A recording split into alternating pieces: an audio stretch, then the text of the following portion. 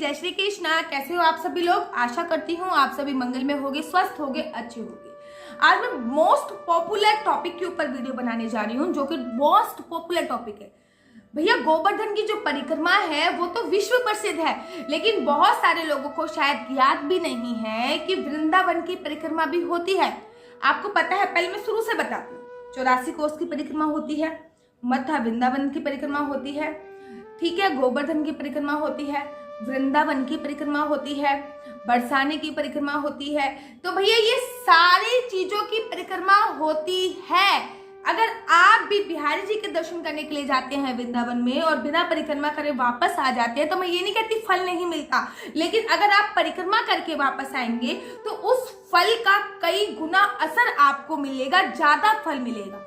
और अगर आप बूढ़े बुजुर्ग हो चुके हो, अगर आप ये कहते हो कि मेरे से गोवर्धन की परिक्रमा नहीं लगती है, क्योंकि गोवर्धन की परिक्रमा 21 किलोमीटर की अर्थात 7 कोस की होती है, लेकिन जो वृंदावन की परिक्रमा है वो छोटी ही होती है। और वृंदावन की परिक्रमा पे एक ऐसी भी जगह है जिसकी परिक्रमा करने पर, बताऊंगी पूरी स्टोरी आपको, एक ऐसी भी जगह है जिसकी परिक्रमा करने पर आपको 84 कोस की परिक्रमा करने का फल प्राप्त होता है। अब आप सोचिए कि अगर आप वृद्ध हो चुके हैं, या फिर आप फिजिकली फिट नहीं हैं, या फिर जो लोग ये बोलते हैं कि हमसे गोवर्धन की परिक्रमा नहीं होती है, दीदी हम क्या करें? आप वृंदावन की परिक्रमा कर लीजिए। क्यों?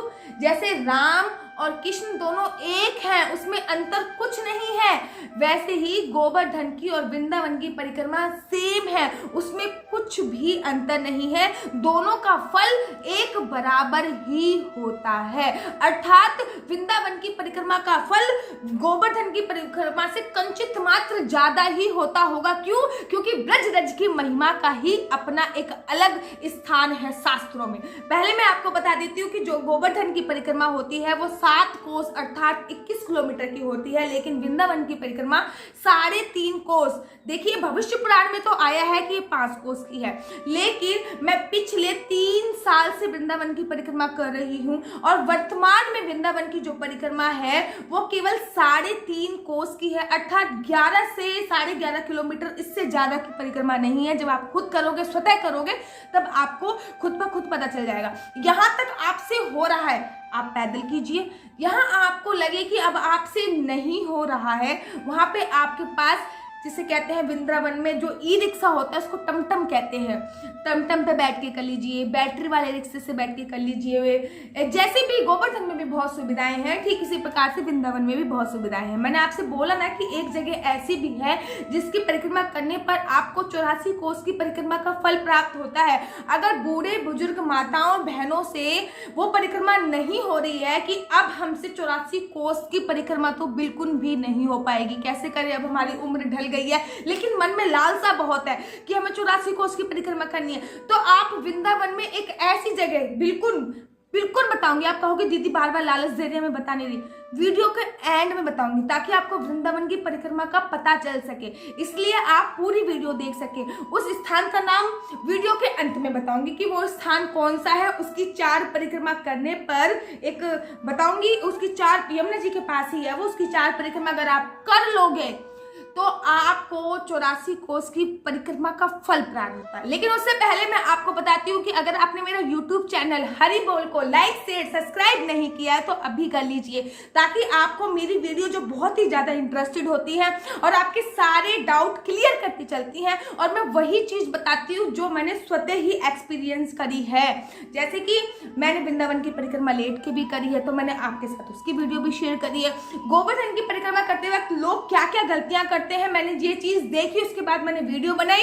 अगर आपको वो वीडियो चाहिए तो नीचे डिस्क्रिप्शन बॉक्स में मिल जाएगा, सजेस्ट वीडियो में भी आ जाएगा, एंड ऑफ स्क्रीन पे भी मैं आपको लगा दूंगी, ठीक है। तो सबसे पहले आपको वृंदावन की परिक्रमा करते वक्त क्या क्या नियमों का पालन करना चाहिए। नंबर 1, अगर आपको हो सके तो नंगे पैर चलिए। अगर मैं ये हमेशा कह रही हूँ हो सके, अगर आपसे नहीं हो रहा है तो मेरे पिताजी भी चप्पल पहन के चलते हैं, मेरे हस्बैंड भी चप्पल पहन के चलते हैं, और भी मेरे कोई नॉन होते हैं, जैसे कि मैंने बहुत सारे लोगों को देखा है वहाँ पे, बूढ़े बुजुर्ग, या फिर मेरे कोई नॉन आया, मैंने उनको भी देखा था कि वो लोग जूते पहन के परिक्रमा कर रहे हैं, या फिर अगर नहीं हो रहा है तो आप जूते पहन के, चप्पल पहन के, और कपड़ों के भी जूते चप्पल आते हैं वो पहन के भी चल सकते हैं। और अगर आप में संभवतः हिम्मत है तो आप नंगे पैर परिक्रमा कीजिए, क्योंकि ब्रज रज जब चरणों में लगती है तो सौभाग्य अखंड हो जाता है और किस्मत के सारे दरवाजे आपके खुल जाते हैं। क्योंकि ब्रज रज की महिमा के बारे में अगर आप जानना चाहते हो तो मैंने इससे पहले एक यूट्यूब पे वीडियो डाली है, आप जाके देख सकते हैं।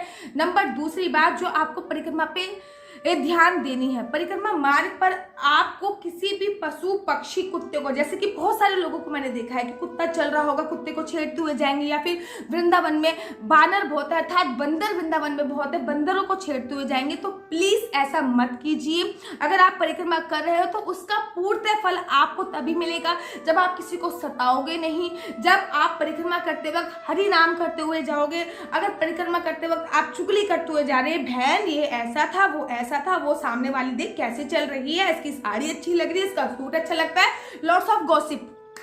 तो अगर आप ऐसे करते हुए जाओगे तो फिर वृंदावन की परिक्रमा का फल नहीं मिलता है। जितना हो सके आपको राधा राधा नाम जपते हुए वृंदावन की परिक्रमा करनी है। वृंदावन की परिक्रमा गोवर्धन की तरह ही यहाँ से आपने प्रारंभ करी है, जैसे कि मैं हमेशा अटल चुंगी से ही प्रारंभ करती हूँ। मैं ये नहीं कह रही कि आपको भी अटल चुंगी से प्रारंभ करनी है, आप कोसी कला से भी प्रारंभ कर सकते हैं, आप पानी गांव से भी प्रारंभ कर सकते हैं, आप पानी घाट से भी प्रारंभ कर सकते हैं, व्हाटएवर यहाँ से भी आपका सामर्थ्य है, आप वहां से यमुना जी से प्रारंभ कर सकते हैं। तो यहाँ से आपने वृंदावन की परिक्रमा प्रारंभ करी है, आपको वृंदावन की परिक्रमा समाप्त, विश्राम, समाप्त का तो मैं शब्द भी यूज नहीं करना चाहती, वृंदावन की परिक्रमा को आपको विश्राम भी वहीं देना है। यहाँ पे आपने परिक्रमा प्रारंभ करी है, ये बहुत ज्यादा इंपॉर्टेंट बात होती है। ध्यान रखने वाली बात और भी बहुत सारी है, जैसे कि आप अगर पहली बार वृंदावन आए हैं तो पहले आप वृंदावन की महिमा को जान लीजिए। पहले मेरी एक वीडियो देख लीजिए जो मैं अभी सजेस्ट वीडियो में लगा रही हूँ कि वृंदावन की आखिर महिमा क्या है, और उसके बाद आप वृंदावन की परिक्रमा करिए। वृंदावन की परिक्रमा करते वक्त प्रेम भाव हमेशा रखिए। प्रेम भाव का मेरा अर्थ है जो भी वहां पे साधु संत आपको दिखे उनसे आप बोल के देखिए एक बार राधे राधे, तो उनका रिप्लाई जरूर आएगा राधे राधे। अच्छा, वृंदावन में मैंने एक चीज देखी है, जो रिक्शा भी चला रहे होंगे वो ये नहीं करेंगे भाई साहब थोड़ा साइड देना, या फिर किसी को आपसे आगे निकलना है परिक्रमा में तो वो ये नहीं कहेंगे भैया थोड़ा साइड देना, राधे राधे, और हमें अपने आप ही स्वतः पता चल जाता है कि वो हमें बुला रहे हैं या फिर हमसे साइड मांग रहे। तो प्रेम भाव हमेशा रखिए वृंदावन की परिक्रमा करते वक्त। यहाँ पे हर पग पग पर श्री कृष्ण और राधा नाम का सुमिरन करना चाहिए, इस बात का विशेष ध्यान रखिए। अपनी हर श्वास पे भगवान से विनती कीजिए कि मेरे को श्रीधाम वृंदावन हर महीने बुला लीजिए। अगर कोशिश हो सके तो श्रीधाम वृंदावन परिक्रमा मार्ग पर मंत्र जाप करते हुए, अगर आपका कोई मंत्र है तो आप मंत्र जाप कर सकते हो, नहीं तो आप महामंत्र हरे रामा रामा रामा हरे हरे, हरे कृष्णा कृष्णा कृष्णा हरे हरे का भी जाप करते हुए चल सकते हो। नंगे पैर चल सकते हो तो बहुत अच्छे है, नहीं तो मैंने आपसे बोला ना कि जूते चप्पल पहन के भी आप कर सकते हो। देखिए वृंदावन अब थोड़ा आधुनिक बन चुका है, पहले जैसा नहीं है, बेशक तीर्थ स्थल घोषित हो गया है लेकिन पहले जैसा नहीं है। तो आप बुराई मत कीजिए कि वृंदावन में पहले ये था अब ऐसे हो गए हैं, चोर उचक्के आ गए हैं। तो वृंदावन की जो परिक्रमा है आपको इस बात का विशेष ध्यान रखना है, जो जो पॉइंट्स मैं आपको बताती जा रही हूँ। वृंदावन की जो परिक्रमा है वो राधा कृष्ण के मिलन की परिक्रमा भी आप कह सकते हो। वृंदावन की परिक्रमा का एक नाम राधा कृष्ण का मिलन भी होता है। अच्छा, बिहारी जी का मंदिर रास्ते में ही पड़ता है, परिक्रमा मार्ग पे ही पड़ता है, रास्ते में आप उनके दर्शन कर सकते हो। और एक वीडियो में अभी आप बनाऊंगी कि अगर आप वृंदावन आ रहे हो तो सबसे पहले आपको कौन से भगवान के दर्शन करने हैं, तत्पश्चात आपको कौन से भगवान के दर्शन करने हैं, तत्पश्चात आपको कौन सा विग्रह देखना है। जैसे कि वृंदावन आप सबसे पहले आए बिहारी जी के दर्शन करें, और बिहारी जी से बगल में ही राधा वल्लभ जी का मंदिर है, आपको उनके दर्शन करने चाहिए। उसके बाद राधा माधव जी के दर्शन करने चाहिए। तो इस प्रकार से मैं एक वीडियो बना रही हूँ कि जो 5 स्तंभ हैं वृंदावन के, उनके दर्शन आपको जरूर करने चाहिए। वो 5 वृंदावन के स्तंभ हैं और बिहारी जी को वृंदावन का राजा माना जाता है।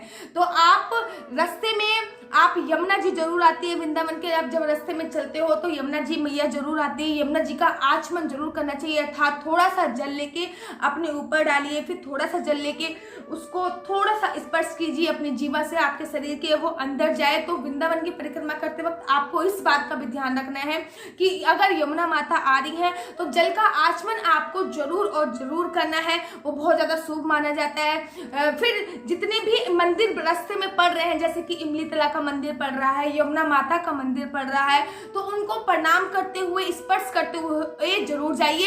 एक बात का ध्यान रखिए, यहाँ से भी आप परिक्रमा प्रारंभ कर रहे हैं, मान लीजिए जैसे कि मैं अपना एग्जाम्पल दे रही हूँ कि मैं अटला चुंगी से परिक्रमा प्रारंभ करती हूँ, बाबा नीम करौली के मंदिर से मैं परिक्रमा प्रारंभ करती हूँ। तो स्टार्टिंग में आप 3, 1, 5, 7 दंडवत परिक्रमा कीजिए।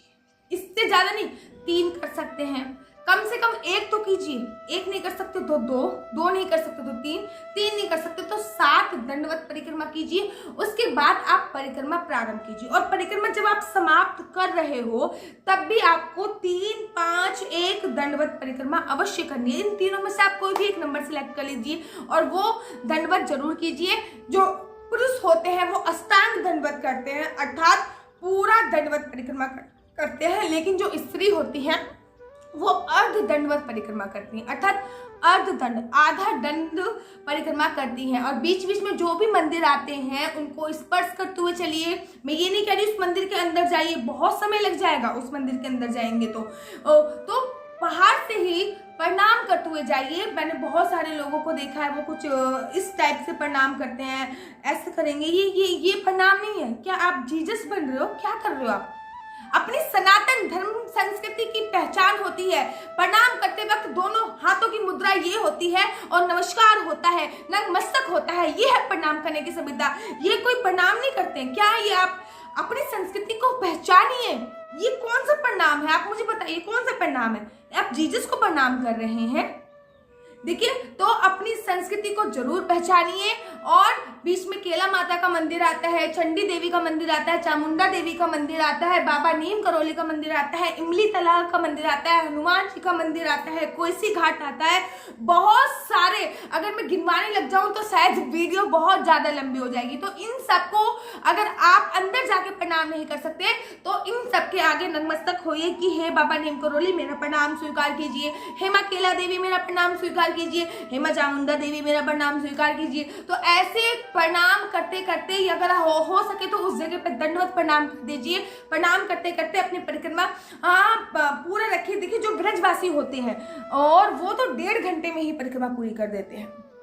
जो ब्रज, मैंने भी बहुत बार, कम से कम 100 बार 1.5 घंटे में परिक्रमा पूरी करी है। 1.5 घंटे में नहीं तो ज्यादा से ज्यादा 2 घंटे में परिक्रमा पूरी कर देते हैं। 2 घंटे में परिक्रमा अच्छे से आराम से पूरी हो जाती है। और जो बूढ़े बुजुर्ग, जो 40 से ऊपर की आयु के जो व्यक्ति हैं, उनसे हद से हद 3 घंटे में परिक्रमा हो सकती है। परिक्रमा पूरी इजीली बड़ी आराम से हो जाती है, 3 नहीं तो 3.5, इससे ज्यादा समय तो लगता नहीं है। मैं आपको, मेरे पिताजी मैंने आपसे बोला 68 ईयर के हैं और वो 2.5 से 3 घंटे में परिक्रमा पूरी कर देते हैं। अभी मेरी शादी की सालगिरह पे हम लोगों ने विशाल भंडारे का आयोजन किया था वहाँ पे, उसके बाद हमने परिक्रमा भी करी थी। तो मेरे एक बाबा जी हैं जो बाबा ससुर लगते हैं मेरे, और एक मेरी मामी सास भी हैं जो 68 से भी ऊपर है, लेडीज है वो। तो उन्होंने भी हमारे साथ परिक्रमा करी थी और 3.5 घंटे में उन्होंने आराम से परिक्रमा पूरी कर दी थी। ज्यादा नहीं है, मैं आपसे कह रही हूँ ना, 10.5 से 11 किलोमीटर है। जबकि गोवर्धन की जो परिक्रमा है वो 21 किलोमीटर, मतलब 7 कोस की परिक्रमा। ये वर्तमान में 3.5 कोस की ही परिक्रमा है। भविष्य पुराण में भी इसका वर्णन आया है, 12 पुराण में भी इसका वर्णन आया है। और अनेकों साधु संत परिक्रमा जरूर करते हैं। अगर आप हो सके तो 11 वाले दिन, जिसको एकादशी का नाम भी दिया जाता है, 11 वाले दिन परिक्रमा अवश्य कीजिए। वृंदावन की परिक्रमा का 11 पर अर्थात एकादशी पर बहुत ज्यादा महत्व होता है। एकादशी हो गई पूर्णमासी पर वृंदावन की परिक्रमा का बहुत ज्यादा महत्व होता है। वैसे तो जब भी आप वृंदावन जाओ, कोशिश करो कि बिहार जी के आपने दर्शन करें और परिक्रमा कर ली। अच्छा, एक बात जरूर ध्यान रखिए कि गर्मियों में जो परिक्रमा होती है वो रात्रि के समय होती है, ठीक है, लेकिन सर्दियों में परिक्रमा दिन में होती है। रात्रि के समय सर्दियों में परिक्रमा नहीं होती है, गर्मियों में रात्रि में परिक्रमा होती है। ठीक है। और बाकी जाकी रही भावना जैसी प्रभु मूरत ताही ते तैसी, अर्थात जिसकी जैसी भावना रहती है भगवान की मूरत उसको वैसी ही दिखती है। अगर आपको मेरी वीडियो पसंद आती है तो आपका अपना YouTube चैनल हरि बोल को लाइक शेयर सब्सक्राइब करना बिल्कुल भी मत भूलिए और मेरे साथ जुड़े रहिए। और तब तक के लिए मुझे दीजिए इजाजत। राधे राधे, जय श्री कृष्णा, हरि बोल।